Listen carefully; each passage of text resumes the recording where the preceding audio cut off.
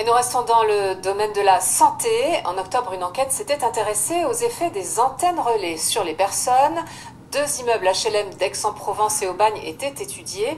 Ils comptent respectivement 14 et 17 antennes sur leur toit. Reportage de Valérie Chénine et Frédéric Renard. La Pinette à Aix-en-Provence. Dans la cité HLM, le bâtiment A est réputé pour ses 12 antennes relais implantées sur son toit. Ses habitants se plaignent d'acouphènes, de maux de tête, d'insomnie.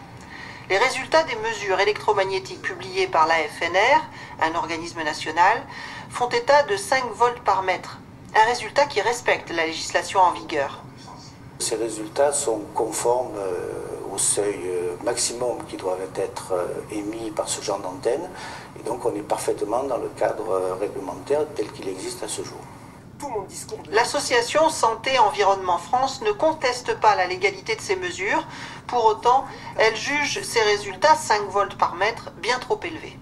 Personne ne vit au contact de l'antenne, personne ne vit sur les toits de la Pinette, je tiens à le préciser. Par contre, les gens vivent dans leur appartement, donc moi ce qui m'intéresse, c'est un peu moins le polluant que le pollué. Le pollué, c'est l'habitant, donc ce fameux bain d'onde, c'est dans ce qu'il vit, c'est en quoi il est impacté et quelle est la puissance auquel il est impacté.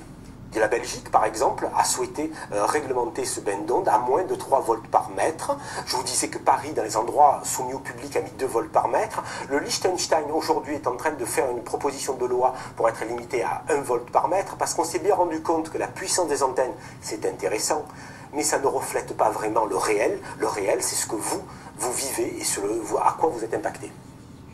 En l'absence de normes plus restrictives, les locataires de la Pinette n'ont guère de recours.